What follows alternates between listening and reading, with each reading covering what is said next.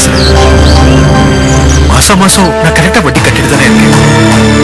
திடீர்னு வந்து பணத்தை கொடுன்னு கேட்டா இப்படி அதுவும் போன்ல பேசுற மாதிரி பேசி இன்டைரக்டா என்ன மிரட்டுறான்டா. எனக்கு அசிங்கமா இருக்குடா. அசிங்கெல்லாம் அவனுக்கு முக்கியம் இல்லடா. சொன்ன டைம்ல கொடுத்தாவணும். இல்லனா பணத்துக்காக எது வேணா செய்வான். அதான்டா நீதான் ஏதாவது ஒரு வழி பண்ணணும். என்ன விளையாடுறியா? இந்த படம் ஓடி கடனை கட்டி நானே எப்ப ரிலீஃப் ஆகும் தெரியல. என்கிட்ட போய் அதுவும் 1 கோடி சான்ஸே இல்ல. டேய் நான் உன்கிட்ட பணத்தை கொடுக்க சொல்லலடா. அந்த ஆள் கிட்ட பேசி பார்க்கதான் சொன்னேன். என்ன பேச சொல்ற? இந்த பாருங்க, ஒழுங்கா வட்டியை கட்டிட்டு தானே இருக்கான். அவன் பிரச்சனை சால்வ் ஆனதும் பணத்தை திருப்பி தந்துருவான். அது வரைக்கும் வீட்டுக்கு போய் சத்தம் போடுறதுலாம் வேண்டாம். 6 மாசம் டைம் கொடுங்க, திருப்பி தந்துருவான்னு சொல்லு. டேய் நல்ல வேளை அவன் வந்த டைம்ல ரேகா இல்ல வீட்டுல. அவன் பேசுனது எவ்வளவு அசிங்கமா இருந்தது தெரியுமா? ரெண்டாவது நான் டாக்குமெண்ட்லாம் வச்சு பணம் வாங்கினது ரேகாவுக்கு தெரியாது. தெரிஞ்சா வீண் பிரச்சனை ஆயிடும்டா.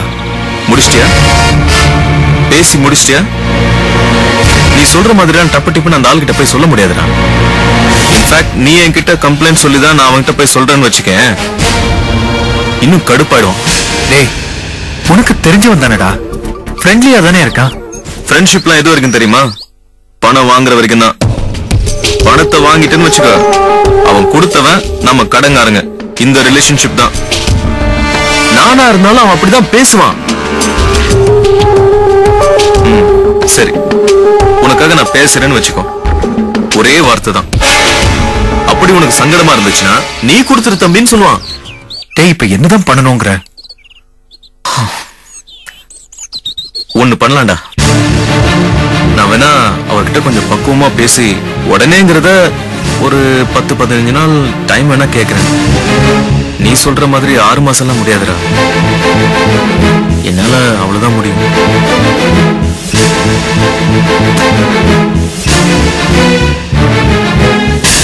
டேய் எப்படியாவது பணத்தை கொடுக்க ஏற்பாடு பண்ற. அதான் நமக்கு நல்லது. ப்ளீஸ்ரா.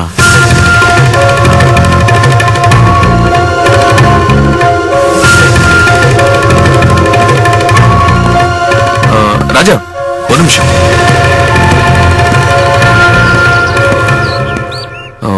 நான் ஒரு விஷயம் சொன்னா நீ தப்பா எடுத்துக்க மாட்டியே? சொல்லுடா. உன்னோட எல்லா பிரச்சனையும் முடியணும்னா எனக்கு தெரிஞ்ச ஒரே வழி உன் வைஃப திரும்ப நடிக்கிறது தான்.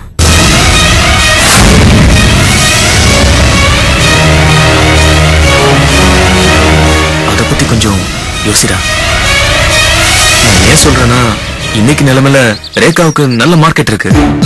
குறைஞ்சபட்சம் ஒரு படத்துக்கு 50 lakhsல இருந்து 60 lakhs வரைக்கும் கொடுக்கறதுக்கு ப்ரொடியூசர்ஸ்லாம் கியூல நிக்கிறாங்கடா. ரேகா மட்டும் ஓகே சொன்னா போதும், உன்னோட பண பிரச்சனை எல்லாம் தீந்துரும். கொஞ்சம் யோசிச்சு பாரு.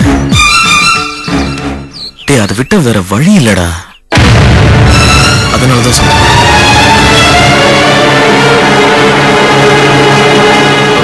டேய் என்னடா எதுவும் சொல்லாம போற? யோசிக்கிறேன்டா.